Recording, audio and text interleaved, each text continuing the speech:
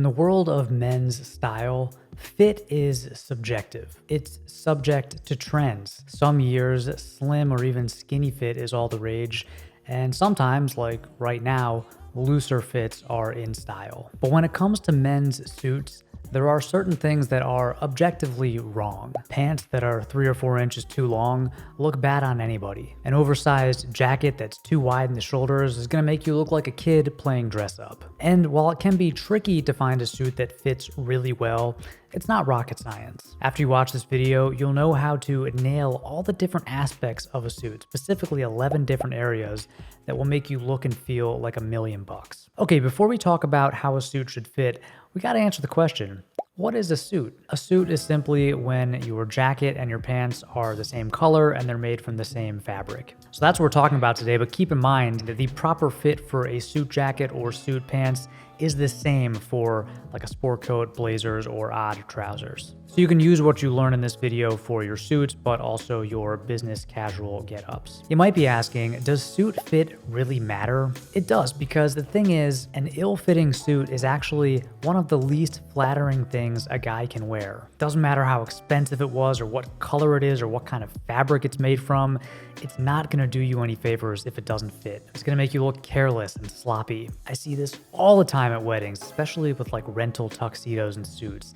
They just look so bad. But a properly fitted suit looks good on anybody, regardless of your age or your height or your weight or anything else. It's one of the most powerful garments that a guy can wear if you want to be taken seriously, or if you want to show respect for a formal event, or if you just want to look incredibly handsome. So for me, given the choice between a $3,000 luxury suit that's from some designer that doesn't fit well versus a $300 suit that's made from polyester but fits perfectly, I'll take that $300 suit every time. So let's talk about suit fit. And remember, I'm showing you how I like suits to fit. Certain little details like the length of your pants and the cut of your jacket might depend on your own personal preferences. But this guide is going to work for 99% of men. Let's start at the top of the suit with the collar. There shouldn't be any gap between your jacket collar and your shirt collar. Your jacket collar should sit right up against your shirt collar even when you're sitting down. If there is a gap, this means that your jacket collar might be a little bit too big, and this can be fixed by an experienced tailor. It might also be caused by some other more complicated problem.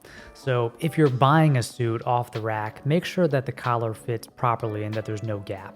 Moving down to the shoulders, make sure that there aren't any divots on top of or on the sides of your shoulders below the shoulder seam. The shoulders of your suit should have an even slope all the way down to where they connect to your sleeve. If they don't, it could mean that the shoulders are too wide. Now, some people have one shoulder that's significantly lower than the other, and if that's the case, you might want to consider going custom. But regardless, the shoulder of your jacket should end where your actual shoulder ends, so that seam should sit right on top of your shoulder bone. You shouldn't see any divots or puddling at the top of the arm. To test shoulder fit, you can use the wall bump test, where you just kind of lean against the wall, and if you feel the shoulder pads of your jacket hit the wall before your actual shoulder and arm, it's too wide. On the other hand, if your arm hits the wall first, it might mean that the shoulders are too narrow on your jacket, and this is going to result in divots right below that seam. Plus, if the shoulders are too narrow, it's not going to be comfortable. You're going to kind of feel it when you flex. It's crucial to make sure that the shoulders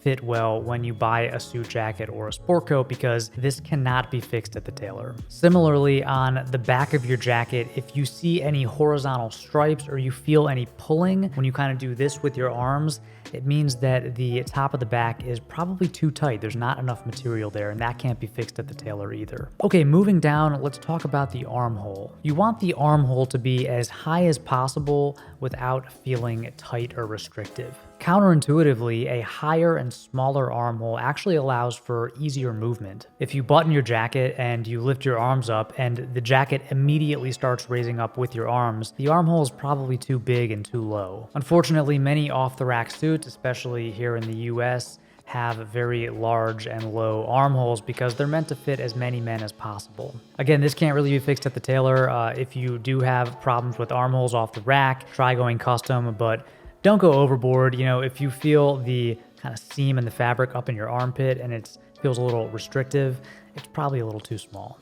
Okay, let's move on to the sleeves. You shouldn't see any big diagonal wrinkles on the sleeve. If you see this kind of twisting on the sleeve, it means that the pitch is off. Basically, this means that the construction of the jacket doesn't really line up with your posture. You know, everybody's different. Some people, when they put their arms down by their sides, their arms hang forward a little bit. Some people, their arms hang straight down. Some people turn inward. Some people turn outwards. And if the jacket's sleeves don't match that angle or that pitch of your actual arms, you're gonna have that twisting and you're gonna see those wrinkles. Now, sleeve pitch can be corrected by a very skilled tailor, but it's gonna be expensive. So if you're buying a jacket, try to make sure that you don't see too many wrinkles on the sleeve. You also don't want your sleeves to be too baggy. Now, they can be too tight, but this usually isn't the case unless you have like a bodybuilder's build. If you can see the outline of your bicep, the sleeve is too tight. Most guys are wearing jackets with sleeves that are too baggy, and you can get this fixed at the tailor. It's pretty easy to get a sleeve taken in. In terms of length, your jacket sleeve should be short enough that they show a little bit of shirt cuff. How much cuff you show is sort of up to you, but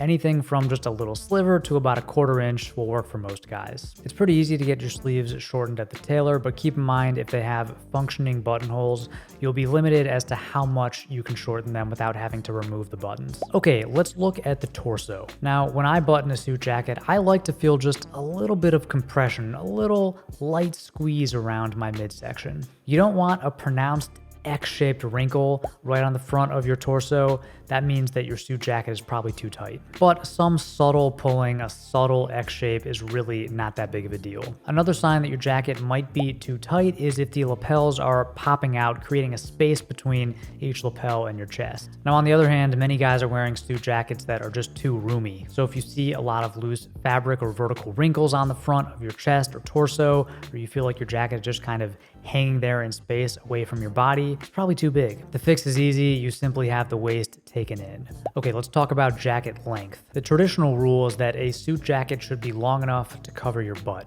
but it shouldn't be much longer than that. One easy way to test the length of your suit jacket is to do the cup test. So you let your hands hang down by your side and you see if you can cup your fingers around the bottom hem of your jacket. The jacket should end sort of where you naturally cup your fingers.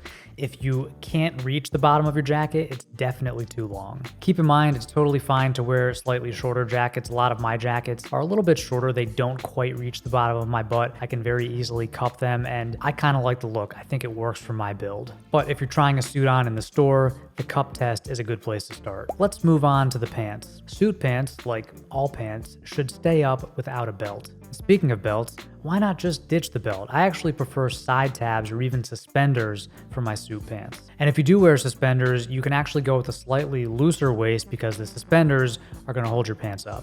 This is a great option for bigger guys. If your pants are too loose around the waist, that's an extremely easy fix at any decent tailor. Moving on to pants rise, this determines where the pants actually sit on your waist. Pants rise refers to the distance from the top of the waistband to the bottom of the crotch. A shorter distance results in lower rise pants, and a longer distance results in higher rise or high-waisted pants. Now, unless you have a very short torso and very long legs, I would avoid low-rise suit pants. For suits, a mid or even a higher rise is going to look better on most guys. And this might feel a little strange if you're used to wearing low-rise jeans, for example, that sit down on your hips, and you put on a pair of higher waisted suit trousers. They're gonna sit up closer to your belly button. It's actually very comfortable and a very flattering look. It kind of raises your perceived waistline and elongates your legs. So if you haven't tried higher rise suit pants, I recommend giving it a shot.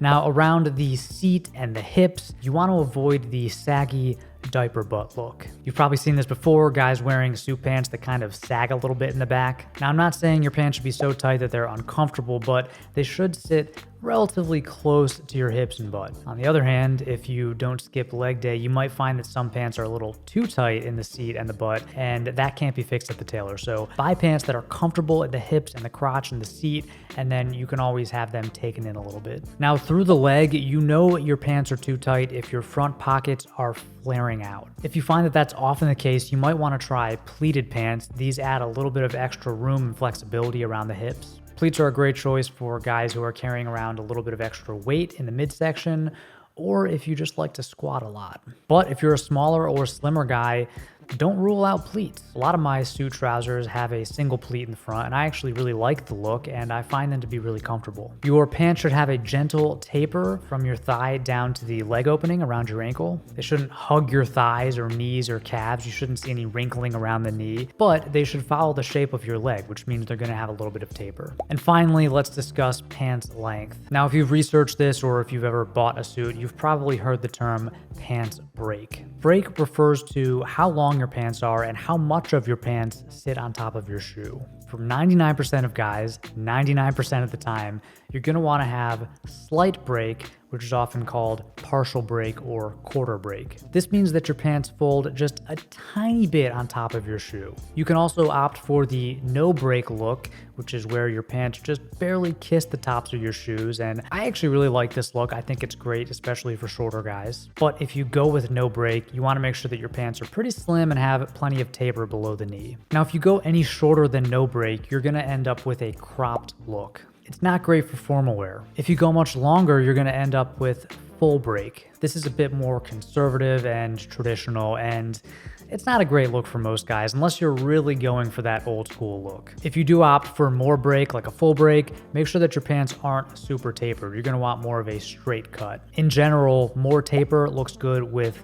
less break. Wider leg openings look good with more break. When in doubt, slim tapered suit pants with partial break is going to work for you. And that's it. That's how a suit should fit. If you follow these guidelines, your suits are going to look good now, and they're going to look good 10 and 20 years from now. Now, depending on your build, you might have to go custom to get a suit that really fits perfectly. But it can be incredible how well a skilled tailor can dial in the fit of an off-the-rack suit, assuming that it fits in those key areas like the shoulders. And remember, you can spend an entire lifetime tweaking the fit of your suits, trying to get them so close to perfect, but there is a point of diminishing returns. For the average guy who just wants to look sharp, doesn't want to spend $1 million or a whole lot of time, the advice that I gave you in this video is going to get you there. And I'll just say that if you haven't gone to a tailor, if you don't have a tailor that you can trust, that's okay. You can kind of get away with it with casual clothing, but with suits, you really should invest in alterations. Unless you're buying custom suits,